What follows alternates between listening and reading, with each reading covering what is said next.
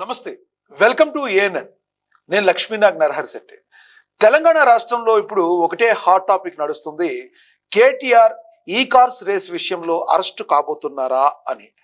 ఆయన గతంలో నన్ను అరెస్టు చేసుకోండి, కావాలంటే నేను ఒక్కసారి జైలుకి వెళ్తాను, తర్వాత అక్కడ యోగా చేసుకుంటాను, బయటకు వస్తాను, పాదయాత్ర చేస్తాను, ప్రజల్లోకి వెళ్తానని మాట్లాడిన కేటీఆర్ ఈ రోజున ఏసీబీ విచారణకు హాజరు కావమంటే ఎందుకు హాజరు కాలేకపోతున్నారు? నేను న్యాయవాది ఉంటేనే వస్తానని ఎందుకు అంటున్నారు? దీని గురించి కొంచెం సమగ్రంగా ఒకసారి చర్చిద్దాం. మనతో ఉన్నారు ఏఎన్ఎన్ CEO కంది రామచంద్రారెడ్డి. ఆయనతో మాట్లాడదాం. నమస్తే సార్. సార్ రామచంద్రారెడ్డి గారు, కేటీఆర్ ని ఈ విషయంలో ఏసీబీ విచారణకు సహకరించకపోవడం, న్యాయవాది ఉంటేనే నేను విచారణకు వస్తానంటాం ఏ కోణంలో చూడాలంటారు? అదే కేటీఆర్ గారు ఎందుకన్నా మరి ముందు చెప్పినట్లు లేరు, భయపడుతున్నట్టు కనబడుతుంది. ఎందుకంటే కేటీఆర్ గారు నవంబర్లో ఒక ప్రెస్ మీట్ పెట్టారు, November 7th పెట్టి, నేను అరెస్ట్ చేసుకుంటే చేసుకోండి, నేను బెయిల్ కూడా అడగను, కోర్టును ఆశ్రయించాను, 3 నెలలు జైల్లో ఉండి వచ్చి యోగా చేస్తా అని చెప్పారు అన్నారు. ఇప్పుడు దానికి భిన్నంగా నేను నా కేసు కొట్టేయండి అని కోర్టుకు వెళ్ళారు. తర్వాత న్యాయవాది లేకపోతే విచారణకు రానంటున్నారు. అది ఏసీబీ ఆఫీస్ వరకు వెళ్ళి లోపలికి వెళ్ళకుండా బయట నుండి బయటకు వచ్చేసారు. మళ్ళీ ఇప్పుడు న్యాయవాది ఉంటేనే విచారణకు హాజరవుతా అంటున్నారు. ఒకరోజు విచారణకు రెడీ, దేనికైనా సిద్ధం అంటుంటే ఒకరోజు ఏమో పరస్పర విరుద్ధ ప్రకటనలు ఇస్తున్నారు. అంటే ఒక జనాల్లో కన్ఫ్యూజ్ చేయడానికా, లేదంటే సింపతి గెయిన్ చేయాలని ఆయన ఉద్దేశం అంటారు. అంటే కేటీఆర్ గారు చాలా పెద్ద నాయకుడు. ఇప్పుడు టీఆర్ఎస్ పార్టీ 10 ఏళ్ళు అధికారం చెలాయించిన పార్టీ రాష్ట్రంలో. ఇంత పెద్ద పార్టీలో కేటీఆర్ గారు ఇంత ఒక 60 లక్షల 50-60 లక్షల సైన్యం ఉంది పార్టీకి. చాలా ధైర్యంగా ఉండాలి లీడరు. ఇప్పుడు రోజు ఒక రకంగా నేను ఏం చేసుకుంటావు చేసుకో అని చెప్పారు. మోడీ అన్నాడు, కేడీ అన్నారు, రకరకాలుగా మాట్లాడారు. కానీ ఇప్పుడు విచారణ దగ్గరకు వచ్చేసరికి తడపడాయిస్తున్నాడు. ఆ భయం అనేది అంటే కామన్ పబ్లిక్ అబ్జర్వ్ చేసిన వాళ్ళలో కనబడుతుంది. ఎందుకు అలా చేస్తున్నాడో తెలియట్లేదు. అంటే ఆయనకైనా పరస్పరం ఉదయం, మధ్యాహ్నం, సాయంత్రం, నైట్ వాళ్ళు 4 సార్లు 5 సార్లు ప్రెస్ ముందుకు వస్తున్నాడు, కంటిన్యూగా ట్వీట్ చేస్తున్నాడు. 24/7 కేటీఆర్ గారే పనిచేస్తుండే. ఏసీబీ, ఈడీ, గవర్నమెంట్ ఏవి అంతగానం యాక్టివ్గా పనిచేయట్లేదు. ఒకప్పుడు ధైర్యంగా కనిపించిన కేటీఆర్ ఇప్పుడు కొంచెం ఆయన ఎందుకు ఒక రకంగా జంకుతున్నాడు అనే మాటలు వాస్తవం ఉందంటారా? ఆ అభిప్రాయం కనబడుతుంది. అంటే కంటిన్యూటీ యాక్టివిటీ వల్ల, ఆయన పరస్పర విరుద్ధమైన యాక్టివిటీస్ వల్ల అలా కనబడుతుంది. ఓకే. ఇప్పుడు ఓవరాల్ గా ఒకవేళ కేటీఆర్ గన ఆ విషయంలో దోషిగా ప్రూవ్ అయితే అసలు శిక్ష ఎంత పడే అవకాశం ఉందంటారు? అంటే పాలిటిక్స్ లో శిక్షలు అట్లా ఏముంటాయి. ఇప్పుడు కవిత గారు కానీ ఒక పర్సెప్షన్ ఏంటంటే ఇప్పుడు ప్రభుత్వము తొందరపడడం లేదు ఈ కేసుల విషయంలో. ఎందుకంటే లాస్ట్ ఇయర్ జనవరిలో అరవింద్ కుమార్ గారికి నోటీస్ ఇచ్చారు, షోకాజ్ నోటీసు. ఇందులో 55 కోట్ల రూపాయలు ప్రభుత్వ అనుమతి లేకుండా బదిలీ జరిగింది, ఇందులో తప్పు జరిగిందని అంటే 1 సంవత్సరం క్రితం నోటీస్ ఇచ్చారు. అప్పటి నుంచి ప్రభుత్వం దీని మీద విచారణ కానీ తొందరపడకుండా అన్ని ఆధారాలు సేకరిస్తూ వెళ్ళింది.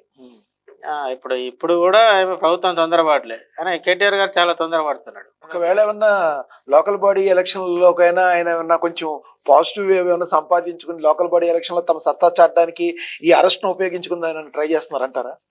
అట్లా ఉండదు. పాలిటిక్స్ ప్రజలు ప్రతిదీ అబ్జర్వ్ చేస్తారు. ప్రజలు చాలా లోతుగా ఉంటారు. ప్రజల్ని ఎవరు తక్కువ అంచనా వేయదు. అట్లా దానికి అట్లా ఉండదు. కానీ ఒకటి సార్, Day 1 నుంచి కాంగ్రెస్ పార్టీ ప్రభుత్వం ఫామ్ చేసిన దగ్గర నుంచి కూడా బీఆర్ఎస్ పార్టీ అసలు కాంగ్రెస్ పార్టీకి అవకాశం ఇవ్వకుండా నిరంతరం విమర్శలు వెలువెత్తించడానికి ప్రధాన కారణం ఏంటంటారు సార్? ప్రధాన కారణం ఏంటంటే ఇప్పుడు రేవంత్ రెడ్డి గారు కేసీఆర్ గారిని తిట్టడం వల్లనే అధికారంలోకి వచ్చాడనే ఒక అభిప్రాయంలోకి కేటీఆర్ గారు వచ్చినట్లు కనబడుతుంది. అందుకనే వాళ్ళు కేటీఆర్ గారు చాలా మంచిగా మాట్లాడతారు. అర్బన్ ఫేసు, అందరూ దానిని ఉన్నత విద్యావంతులు వీళ్ళంతా ఇష్టపడతారు. హైదరాబాద్లో టీఆర్ఎస్కి ఎక్కువ సీట్లు రావడానికి కేటీఆర్ గారు కూడా ఒక కారణం. కానీ ఆయన విచిత్రంగా తన ఫేస్ అంతా మార్చేసుకొని ఇప్పుడు ఫుల్ మాస్ లాగా పంచులు, ప్రాసలు, ఇట్లా బూతులు, ఇలాంటి ఆయన సహజమైన లక్షణాన్ని కోల్పోయాడు. ఆయన సహజ గుణాన్ని కోల్పోయి ఒక వేరే రకంగా పొలిటికల్ గా రకంగా ఒకటి ఏదో చంద్రముఖి ప్రవేశించినట్లుగా అట్లా తయారైపోయారు.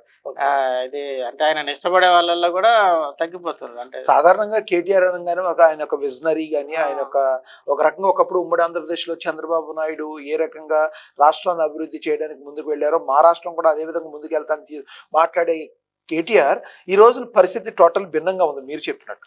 మన చాలా భిన్నంగా వెళ్తున్నాడు. అది అంటే పాలిటిక్స్ అట్లా కరెక్ట్ కాదు. ఎవరు సహజమైన గుణాన్ని వదిలిపెట్టు.